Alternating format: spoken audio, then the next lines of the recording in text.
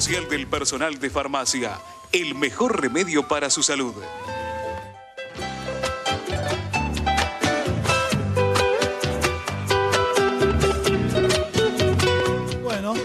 Continuamos acá en Proyecto Federal, tenemos muchísimos temas.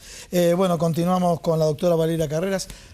A ver, los datos por los cuales, ya comentaste, te motivaron a hacer la denuncia penal contra el jefe de gabinete Marcos Peña. Ahora contanos un poco los motivos por los cuales se hizo la denuncia. Sí, los motivos de la denuncia de hoy a la mañana que recayó ante el juez Casanelo con la intervención del fiscal Delgado, es importante decirlo. O sea, te tocaron dos figuras chiquititas.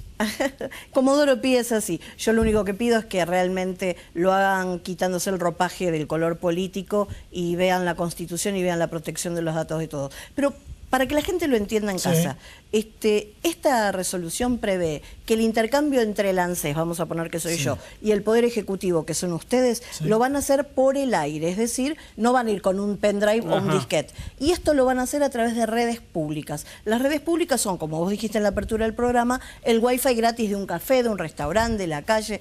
Eso es como poner un cartel de alerta así de altísima inseguridad informática, porque son las más hackeables. Cuando vos estás en un bar, vos no sabés si el que está al lado con el Bluetooth a tu teléfono absorbe toda tu información, aunque estés paveando mirando el diario por el teléfono, ¿sí? Pero ya tiene todo. Entonces eso me dio una alarma, y aparte me dio la alarma cuando mis asesores informáticos me dijeron, bueno, pero Valeria, aparte fíjate que el código de seguridad que van a tener es un simple password, cuando ya no se utiliza a nivel grandes empresas ese tipo de cosas.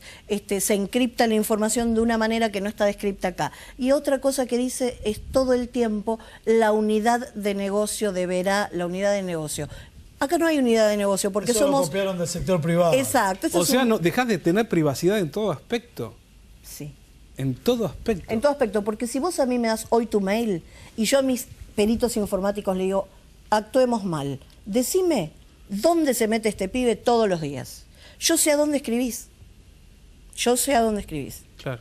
Por lo menos sé a dónde. Entonces sé tu orientación. ¿Sí? Y sabes qué información es la que brindás. Bueno, ahí se arma el perfil. Ahí se arma el perfil para lo que quieras. Exactamente. Ahí se arma el perfil para el consumo, se arma el perfil para la política. Se segmenta el perfil para la política. Y acá, ustedes que están con el tema de farmacia, es muy peligroso para los monopolios de laboratorio que tengan también el convenio que se va a firmar ahora. Se firmó, pero no se puso en práctica por todo esto, con el PAMI, porque ahí hay información totalmente sensible. Imagínate que los afiliados del PAMI todos los meses autorizan órdenes de medicamentos. Si yo soy un laboratorio, te voy a mandar un montón de información selectiva para que me compres a mí. ¿Querés que te cuente? El PAMI, lamentablemente, hay un convenio que firmaron donde la industria farmacéutica le hace un reintegro al PAMI en medicamentos y ese reintegro es contra los datos de consumo. Así que mucha de esa información ya la tienen. Eso va contra la ley de lealtad comercial. Bueno. Ojo, no sé si te estoy dando letra para una causa. Habría que verlo. Para una demanda posterior, pero tienen la información. Ellos están diciendo, para que yo te dé el reintegro de este dinero... Tenés que recetar tantas veces. Como se hacía antes con los médicos. Tenés que recetar, no. Sabemos que lo hacen por otro canal. Lo hacen por otro canal. El tenés que recetar, lo hacen por otro canal, no tan directo como vos lo planteás. Pero entonces, en definitiva para que vos goces del reintegro, tenés que darme tal información. ¿Y eso lo hicieron por escrito? Por toda la información. Por eso hay que ver todos los detalles. Hay que verlo, Hay que ver todos Sería los detalles. gravísimo. Pero yo diría lo siguiente, siempre y cuando haya un consentimiento es una cosa. Ahora, cuando empiezan a difundirlo y esa información empieza a circular... No, el convenio que vos me estás diciendo, de brindar datos de esa manera, yo no creo que ningún afiliado de PAMI, el señor que va todos los meses a pedir el losartán, no te estoy diciendo marca, tenga conocimiento que están dando los datos a un laboratorio que reintegra. Y Valeria, ¿cuál es, el objetivo, suponés, o creés vos, de tener la necesidad de tener absolutamente toda la información de una persona? Lo que puede ser público, pero también importantísimo tener lo que hace a la vida privada de esa persona. Hay un objetivo atrás. Lograr el voto. Lograr el voto. Bueno, clarísimo. Ni más ni menos. Clarísimo. Hay objetivos políticos, acá lo planteó la doctora Valeria Carreras. Y pasamos nuevamente con Mariano de Miguel. Mariano, otro de los temas que se plantea. No quiero dar mi opinión, por lo menos diría por ahora presumo que no. por los riesgos, te diría más, por una cuestión de supervivencia. Pero, a ver, primera señal, vemos el sector agropecuario, lo publicó el diario Perfil, retención de granos. Puede ser que estén esperando que el grano, el precio internacional de algunos commodities suban. El otro, que instalan algunos operadores del sector, y no queremos un dólar a 15, queremos un dólar a 17, 18. Por otro lado, la semana pasada, algunos medios salieron a decir que ya con el tema de que la inflación acompañó la devaluación, vuelve a estar retrasado el dólar. ¿Cómo ves este escenario? Bueno, sin duda, quien esperaba que la devaluación recompusiera la competitividad de la economía, primero le erraban en un doble sentido. Sí. La competitividad depende de muchos factores, no solo del tipo de cambio, ¿no? Pero si uno focaliza en el tipo de cambio, el problema que tiene la Argentina, para quienes esperan eso, es que la inflación se relaciona mucho con el tipo de cambio porque afecta en toda la estructura de costos, como lo hemos charlado en otros programas. Entonces, yo creo que lo más prudente sería, en este momento, no apostar a recomponer la competitividad con una nueva devaluación, porque lo más probable, a la luz de la experiencia histórica previa, es que la inflación se vuelva a acelerar. Por eso yo antes decía, si no hay saltos bruscos del tipo de cambio, si no hay bruscos aumentos de tarifa, la inflación desacelera, si no, no va a desacelerar. Y buscaría por otros canales la competitividad. Yo pienso que hoy en el gobierno, si bien no todos piensan de la misma manera, están ganando los sectores que tienen esta idea de prudencia con el tipo de cambio y apostar en todo caso a recomponer la competitividad por otro lado. Esto con respecto al tipo de cambio y la inflación. Sí es cierto que hay algunos sectores de la economía vinculados a la economía real, el agro, pero otros al sector financiero que obviamente especulan porque una futura devaluación les daría ciertas ganancias que los motiva hoy a actuar de cierta manera. Retengo granos hoy porque si mañana la economía va a devaluar, yo gano con esa devaluación reteniendo y vendiendo mañana. El problema es que si hoy se retienen granos y no se venden, si no se venden no se liquidan los dólares. Si no se liquidan los dólares, justamente fomento esa devaluación a la que estoy apostando. Entonces ahí para mí la clave es que el Estado regule, como pasa en todas partes del mundo, porque uno no puede meter preso a alguien porque tiene esa idea de especulación. Lo que tiene que hacer es regularlo. ¿Vamos a estar mejor el año que viene? Aunque sea un poquitito. Es probable, comparado con si seguimos con esa serie de supuestos todos muy grandes. Vieron que dicen que los economistas son muy buenos para pronosticar lo que va a pasar, no cuándo va a ocurrir. No cuándo va a ocurrir. Todo indicaría que deberíamos estar un poquito mejor que ahora desde lo macroeconómico, pero no hay que olvidar que Argentina tiene un montón de problemas estructurales, algunos de ellos que no son nuevos, que vienen de mucho tiempo atrás, y es como si todo el mundo se hubiera olvidado de eso, ¿no? Desde vivienda, problemas estructurales de logística, infraestructura, precariedad del mercado de trabajo, pobreza, economías regionales. Eso salió de la agenda y es como si hubiera desaparecido. Y solo habláramos de lo urgente, que no siempre es lo importante. Otro temita que se planteó en el debate, así breve nada más, pero uno de los diputados cuando hizo el planteo sobre los subsidios y demás, también tenemos que aclarar a todos ustedes que Argentina no es el único país del mundo que subsidia, ¿no? En otro programa hay un informe del Fondo Monetario Internacional de los subsidios de los combustibles fósiles, pero muchos, Gran Bretaña, bueno, muchísimos países.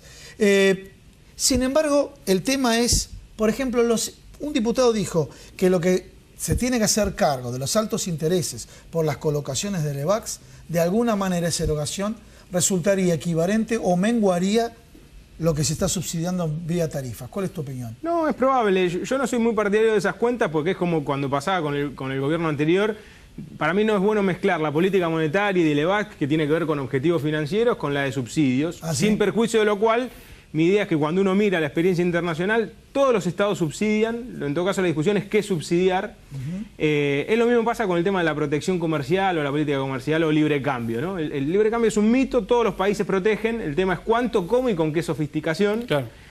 Por eso en mi opinión es que en la Argentina algo con los subsidios quizás había que hacer, pero se hizo de una manera muy desprolija, como dijo algún político por ahí, que no es santo de mi devoción, pero fue muy gráfico, concentró al quirófano con la motosierra y sobre todo se perjudicó a los sectores de menores ingresos de la población con un combo medio explosivo, digo, devaluación, quita de retenciones, quita de subsidios, aumento de tarifas, sobre todo el transporte que pega a sectores muy sensibles, con algunas medidas buenas en el espíritu como la tarifa social, pero que todavía no ha llegado a influir.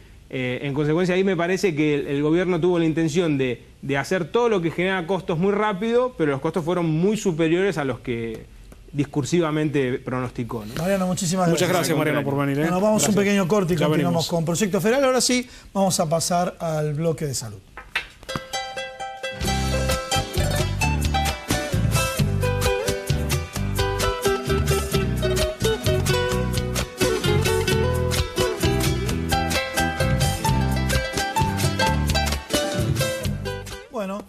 retomamos, ¿no es cierto, Luis? Y ahora sí Exactamente. vamos a Salud. hablar de salud, sí, nunca va a faltar este bloque. Bueno, y estamos con la doctora Claudia Bujasic, es médica infectóloga, coordinadora de comisión de hepatitis de SADI.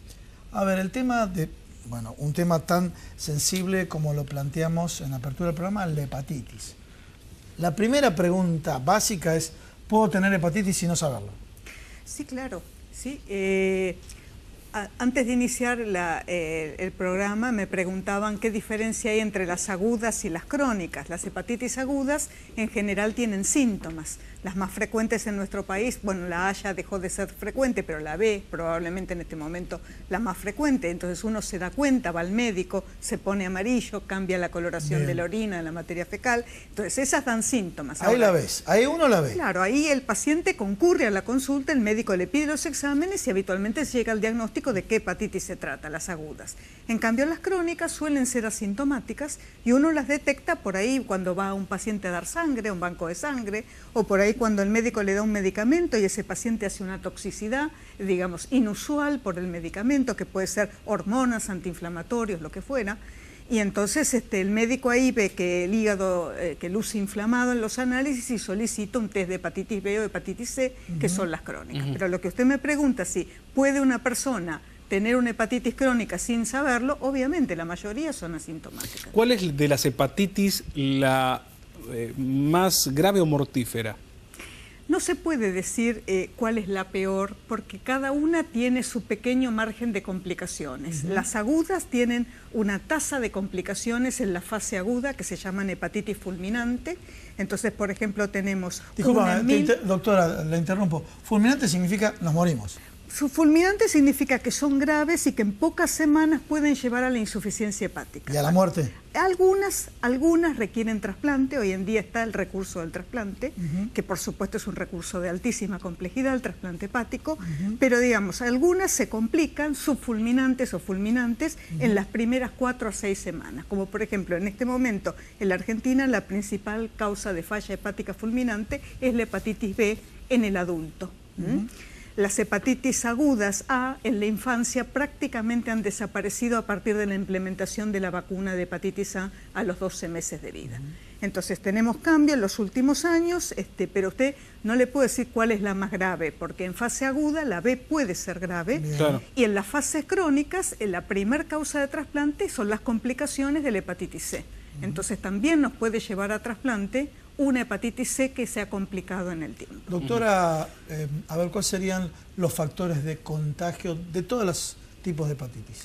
Cada una tiene factores especiales. Diferentes. Por ejemplo, la hepatitis A se transmite por agua y alimentos. Como les decía, en la Argentina prácticamente está cortada la circulación a partir de la implementación de la vacuna en pediatría.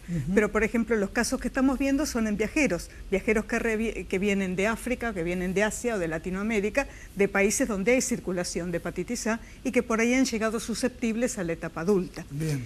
Eso por un lado. La vía de transmisión de la hepatitis A sería por agua y alimentos. La hepatitis B principalmente por vía sexual en países como el nuestro, de baja endemicidad, supóngase en Oriente o en Asia o en África, la principal vía de transmisión es de madre a hijo.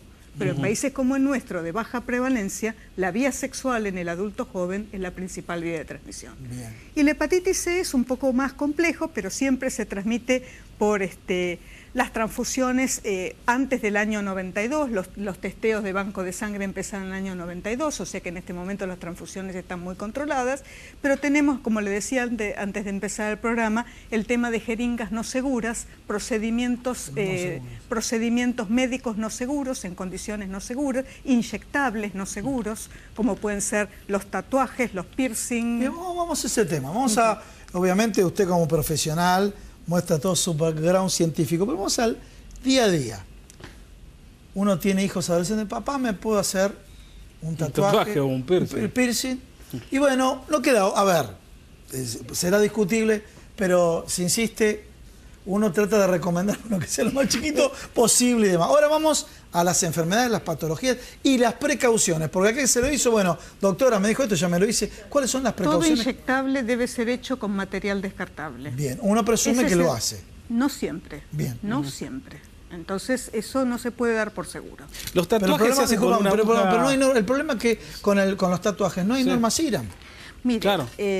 lo que a mí más me preocupa, en general en ámbitos médicos, ya sean públicos o privados, los descartables es la práctica usual. Sí. El tema son estas prácticas paramédicas, Sí, llamémosle, paramédicas, o sí. digamos, no sé, cosméticas, no sé cómo llamarlo, digamos, que se hacen en condiciones no seguras. Entonces uno tiene que advertir a la población que si están hechos en condiciones no seguras, se pueden pescar una hepatitis C, por Bien. ejemplo. Por ejemplo, las agujas que uno ve cuando se está haciendo una persona un tatuaje, esa aguja uno piensa realmente si fue cambiada o no fue correctamente Yo tengo la misma pregunta. higienizada para la persona que Yo va a tengo venir la misma después. pregunta que usted. Sospecho Me da que la no. sensación de que no hay mucho cambio, Perdón, pero me da la sensación de que no hay mucho cambio. Bueno, pero no son procedimientos que estén... ¿Quién controla eso? No son procedimientos médicos, son procedimientos paramédicos, llamémosle. Esto es un problema en todo el mundo, no es solamente acá en la Argentina, digamos. El tema, la Organización Mundial de la Salud está poniendo como uno de una de las claves del control de la hepatitis inyectables seguros. Bien. Es decir, ese es el punto. ¿Y quién que todo controla a la gente que tiene su local de tatuajes y demás? Nadie. Hoy nadie. Hoy No nadie. lo sé, no lo sé. Hoy nadie. En materia de salud, nadie. Qué grave, En materia de salud, nadie. Grave. Pero, a ver, vamos a los consejos. Estás acá en el programa, llegamos a muchísima gente en todo el país. ¿Qué le dirías? Bueno, si por ejemplo está en el interior del país, es muy probable que el que hace tatuajes lo conozca. ¿Qué le tenés que exigir? Mire, esa es una pequeña franja de la población que se hace tatuajes, pero uno debería concientizar que pueden ser hechos en condiciones no seguras. Bien. Y eso traerle problemas. ¿Qué le exijo al que hace Mire, tatuajes? que sea con material descartable. Bien. Y por otro lado, la vacuna... ¿Cómo sería? Me lo tiene que mostrar. Acá está, lo saca, Sí, lo tira. Mire, sí, digamos, todos tenemos derecho a que los inyectables sean seguros. Entonces, cuando vamos a una farmacia a aplicarnos una inyección, o cuando vamos al hospital, o cuando vamos a la guardia, o digamos, todos tenemos derecho a que los inyectables sean seguros, como dice la Organización Mundial de la Salud. Y por otro lado, estimular, si hay vacuna, en el caso de la hepatitis B, digamos, estimular que todos estemos vacunados, no solamente los profesionales de salud. En este momento, a partir del año, ustedes vieron que la vacunación de hepatitis B se ha ido implementando en pediatría, al recién Sí. nacido, a los 11 años, ahora en el adulto, a partir del año 2012, y no todo el mundo sabe que el adulto debe estar vacunado para hepatitis B. Exacto. Bien. Muy Clarísimo, bien. clarísimo. Bueno, ya continuamos, vamos a pasar a la otra parte del estudio. Nos encontramos con Patricia Domenicini. Patricia, antes de hablar, como farmacéutica que sos, de la farmacia y demás, contanos un poco cómo viene el curso de personal de gestión en farmacia, en la materia que vos estás dando, que se aproximan los exámenes parciales. Muy bien, la verdad que veo mucha gente que siempre les agradezco y los incentivo porque después de un día de trabajo, tener ganas de estar a las 10 de la noche, por ejemplo, escuchando un curso, digamos, implica curiosidad, ganas Interés. de interés, claro, ganas de perfeccionarse, Y compromiso de capacitarse también, ¿no? más, ¿no es cierto? Veo mucha gente inscripta. Lo que es bueno, como siempre digo, es la cuestión del intercambio. A veces porque estamos en una zona del país nos pensamos que eso es todo. Sí. Y el hecho de que compartan qué es lo que pasa en otras provincias nos ayuda a nosotros a recapacitar y a discutir también cómo se pueden mejorar las cosas, ¿no? La intención del curso, como yo siempre digo, es que se capaciten para que entiendan que cada acción que hacen en lo cotidiano tiene un fundamento. Y obviamente el fundamento está en lo que es la actividad farmacéutica y que son asistentes de profesionales de la salud. De ahí la importancia. Y ahora, bueno, ya una vez planteado el tema académico, vamos a la farmacia y todo lo que son los aspectos primeros auxilios, ¿no es cierto? Y es importante en la farmacia que todo aquel que trabaje en farmacia, sea el profesional farmacéutico como el asistente, tienen que tener conciencia de que la farmacia es el centro primario de atención de salud, ¿sí? O sea, Claro. se cae alguien en la calle, digamos, no digamos un accidente grave, pero alguien que se cae en la calle, lo llevan a la farmacia más cercana para ver qué pasa, ¿no? Yo siempre decía, digo, bueno, el policía que estaba, no en la farmacia, no teníamos policía que cuidara la farmacia, sino el que recorría la Sí. cuadra, ante alguien, alguna persona que a lo mejor estaba medio mareado, lo primero que hacía era traerlo a la farmacia, ¿sí? Así que uno tiene que estar capacitado para eso también. saber hasta dónde puede actuar para no entrar en otra incumbencia, que es una incumbencia médica, ¿sí? Pero bueno, saber cuáles son estos primeros auxilios que obviamente van a ser, en caso de alguna lastimadura, el tener los implementos necesarios para poder hacer una asepsia, una limpieza de la zona, ¿no? O sea, tratar de tener un pequeño botiquín que también puede estar en las casas, ¿no es cierto? Esto de tener, bueno, agua oxigenada fundamentalmente, alcohol de 70 grados, ¿no? Muchos me preguntan los alumnos por qué el alcohol de 70 grados y no el alcohol que se dispensa en las farmacias normalmente, que es de 96 grados. Uno pensaría que a mayor graduación más poder, porque bueno, se ve que se vio y se comprobó que el alcohol de 70 grados tiene mayor poder antiséptico que el de 96 grados. Así que bueno, estar provistos de esto, estar provistos de gasas, ¿no? Las gasas para limpiar una herida son mucho mejores que el algodón. El algodón puede desprender fibras y entonces uno no puede ver...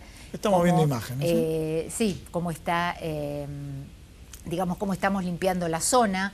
Las soluciones de yodopovidona, por ejemplo, que también te interrumpo total, sí, no tenemos problema. una frecuencia en el programa. La semana pasada hicimos RCP acá, vimos algunas imágenes de RCP y ahora estamos viendo el tema del botiquín, ¿no es cierto? Claro, es fundamental tener el botiquín, ¿no es cierto? En RCP estamos hablando ya de una capacitación mucho más distinta. Y ahí vemos una atención primaria, ¿no es cierto? Primaria, esto es atención primaria, en donde siempre hay que limpiar la herida.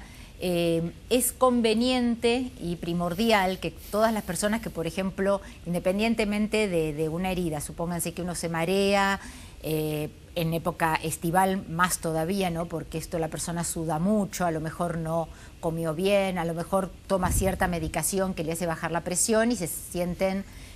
digamos, mal, mareados, como que se van a caer, y entran a la farmacia y siempre digo, bueno, lo que nosotros podemos hacer en la farmacia desde ese punto de vista es tomarles la presión. El profesional farmacéutico está capacitado, digamos, para tomar la presión y poder determinar si es una presión dentro de los parámetros normales o baja, ¿sí?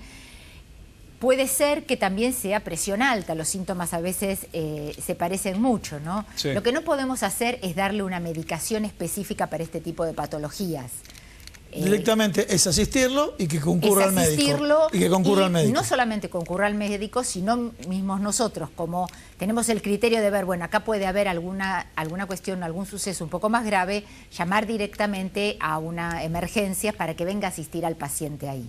Lo que no podemos hacer desde la farmacia como centro primario de salud es decir, no sé, vaya a tal lado, ¿no es cierto? O sea, como lavarnos las manos frente a un paciente que viene así. Patricia, muchísimas gracias. Y cerramos con la doctora Claudia Bujasic. Principales consejos, a ver, a la gente joven. Vamos a hablar de la gente joven. Principales consejos por el tema hepatitis. Vacunación de hepatitis B. Bien. Sexo seguro por todo, por la hepatitis B, por el HIV, por las enfermedades de transmisión sexual, por todo. La hepatitis C también en algunas poblaciones de alto riesgo puede llegar a ser de transmisión sexual. Si no, en parejas monogámicas la transmisión es muy baja. El otro tema que estamos recomendando desde las sociedades científicas nacionales e internacionales es el testeo una vez en la vida de la hepatitis C. Bien. Eso es conveniente. Probablemente entre el periodo de 50 a los 70 años, pedirle al médico en algún chequeo de salud, porque, por ejemplo, en países como Estados Unidos, ellos saben que el reservorio mayor de hepatitis C lo tienen en esa franja etaria, en la franja etaria de los 60 años, porque son los que tuvieron inyectables no seguros en su infancia, son los que tuvieron transfusiones no seguras en su infancia. Entonces, muchas veces la gente no reconoce esos factores de riesgo y entonces la recomendación en este momento es testearlo una vez en la vida para detectar esta población silente que prácticamente no reconoce su riesgo. Claudia, muchísimas gracias por haber estar venido. En el programa. Bueno, presentás la nota de cierre con el bloque gremial, ¿no? Nos vamos a ir, Gustavo, efectivamente, como bien vos lo decís, Roque Facundo Garzón, bueno, y todo lo que hace a muy poquito, un mes y algo nada más, para que se realice un nuevo congreso de la Federación Argentina de Trabajadores de Farmacia en Santiago del Estero. Roque Garzón nos cuenta todo esto. Chao, nos vemos.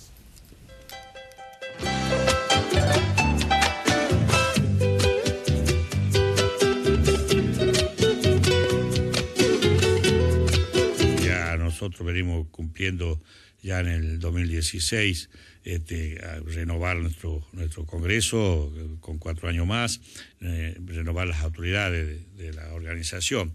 Pero yo diría, nosotros aprovechamos los congresos no solamente para dar los informes que son obligatoriamente tenemos que darlo, sino para analizar.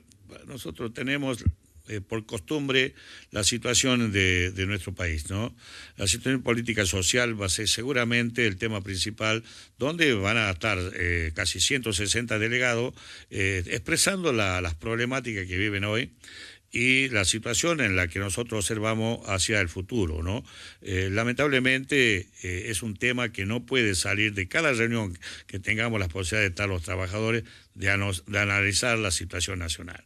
La situación nacional lamentablemente es bastante difícil, es problemática y no puede estar no puede estar fuera de esos temarios que debemos tenerlo. Nuestro temario principal va a ser eso, analizar la situación del trabajador, más allá de los informes, como vos decís, un congreso ordinario donde se termina aprobando, desarrollando y analizando lo que fue la actividad política gremial del congreso directivo que sale, pero también dejando al que viene, dejando pautas programáticas a la cual deberá tener que fijar su trayectoria. Pero la situación es lo que yo vuelvo a decir, la situación política nacional, desde cada uno de los otros son delegados que vienen de las 34 regiones, las 24 provincias, pero son 34 organizaciones, y analizar la realidad de cada uno de ellos. Y la expresión de cada uno de ellos, donde por metodología que tenemos, cada uno de ellos, los 160 delegados, tienen la posibilidad de la expresión en forma permanente en nuestros sindicatos. Y si no lo hacen, desde parte de la organización, le hace que se expresen y que realmente comenten cuál es su estado de situación, qué es lo que observa, cómo ve el país, cómo ve la situación de los trabajadores. Así nos llevamos también quienes aquí tenemos la posibilidad de continuar quizás en la dirigencia, también conocer si los trabajadores están conscientes o por lo menos están acorde o no acorde con las políticas que lleva su organización. Pero sobre todo, qué es lo que significa un proyecto de gobierno que nosotros observamos que lo que más está haciendo es cada vez profundizar más una situación de los trabajadores que nosotros veníamos, yo te puedo decir, veníamos hace más de 12 años con muy buena situación, en una situación que, si bien no éramos los mejores del espectro gremial, pero éramos trabajadores calificados y que teníamos la posibilidad de un salario digno. Hoy vemos que eso va quedando cada vez más atrás. Hay cosas que uno tiene que dejar de lado y bueno, eso se analiza en un congreso también, no solamente son los informes, se analiza todo esto en el congreso. Por eso esperemos que en la provincia de Santiago del Estero, en el mes de octubre, estamos convocando nuestro congreso y a partir de ahí, bueno, estaremos presentes en otro programa de nuestra organización para darte de acuerdo a cuáles fueron los resultados de ese congreso.